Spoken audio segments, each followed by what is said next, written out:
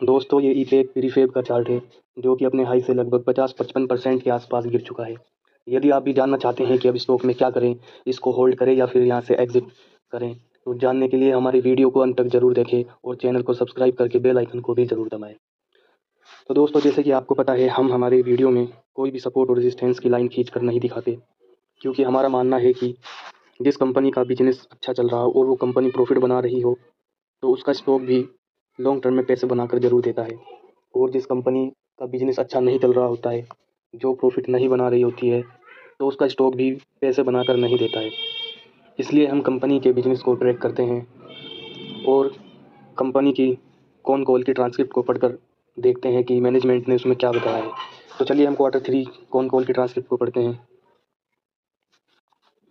तो दोस्तों ये ईपेक प्रीफेब टेक्नोलॉजीज़ की Q3 की कॉन कॉल की ट्रांसक्रिप्ट है, जिसे मैंने AI की मदद से हिंदी में ट्रांसलेट कर लिया है।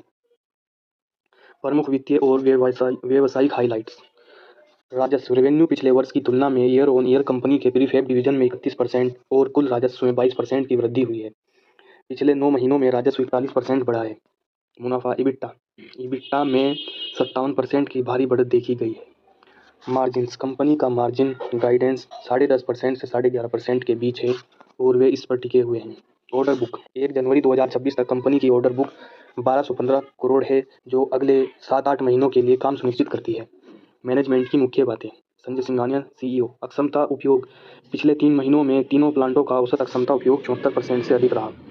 नए प्रोजेक्ट और विस्तार। आंध्र प्रदेश यूनिट 4 में स्टील निर्माण की क्षमता बढ़ाई जा रही है। राजस्थान के भिवाड़ी प्लांट में सैंडविच पैनल की नई लाइन डाली जा रही है। हालांकि दिल्ली NCR में NGT के निर्माण प्रतिबंध के कारण इसमें थोड़ी देरी हुई है। क्षेत्रीय प्रदर्शन।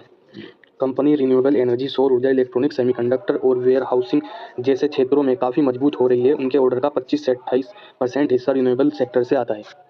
चुनौतियाँ। पिछली तिमाही Q3 में मानसून के लंबा खिंचने और त्योहारों दिवाली क्रिसमस के कारण साइटों पर काम थोड़ा धीमा रहा, जिससे तिमाही दर तिमाही राजस्व में हल्की गिरावट दिखी। तो दोस्तों मार्केट को उस बात से कोई लेना देना नहीं कि मानसून आया या फिर त्यौहार की वजह से आपके जो कर्मचारी है वो साइट पर नहीं आए, क्यों त्यौहार मना रहे हैं या फिर मानसून की वजह से घर से नहीं निकल रहे, तो कंपनी का रेवेन्यू उससे गिर गया और मार्केट भी इसीलिए गिर गया। शेयर प्राइस भी गिर गया है। सवाल जवाब सत्र। कर्मचारी खर्च। एक विश्लेषक ने पूछा कि कर्मचारी खर्च में 100% की वृद्धि क्यों हुई। मैनेजमेंट ने बताया कि कंपनी तेजी से बढ़ रही है, इसलिए उन्होंने भविष्य की तैयारी के लिए नई भर्तियां की हैं। आने वाले समय में यह खर्च राजस्व का लगभग 9% रहेगा। कर्ज और वित्त लागत। CFO राहुल अग्रवाल ने बताया कि उन्होंने IPO के फंड से लगभग 70 करोड़ का टर्म लोन कम किया है, जिसका सकारात्मक असर अगली तिमाहियों में दिखेगा।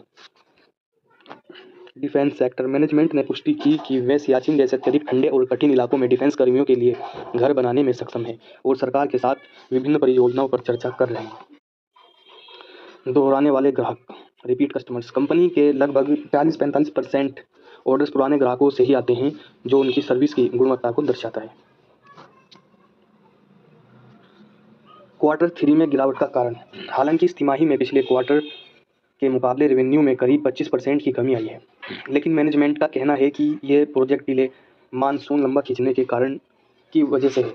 यह रेवेन्यू ख़त्म नहीं हुआ है, बल्कि Q4 में शिफ्ट हो गया है। तो दोस्तों जैसे कि मैंने बताया, मार्केट को इस बात से कोई मतलब नहीं है। अगर रेवेन्यू घट गया तो शेयर को बेच के मतलब निकल जाते हैं, अपनी पोजीशन को इन्वेस्टर जो है घटा देते हैं। अब जब Q4 में ये शिफ्ट हो जाएगा, जैसे बोल रहे हैं, ये रेवेन्यू खत्म नहीं हुआ है बल्कि Q4 में शिफ्ट हो गया। जैसे Q4 के रिजल्ट अच्छे आएंगे तो तुरंत दोबारा से इन्वेस्टर इसमें इन्वेस्टेड हो जाएंगे और स्टॉक भी ऊपर चला जाएगा। तो दोस्तों ये तो था हमारा वीडियो। आप कमेंट करके हमें ज़रूर बताएं कि आपको वीडियो कैसा लगा।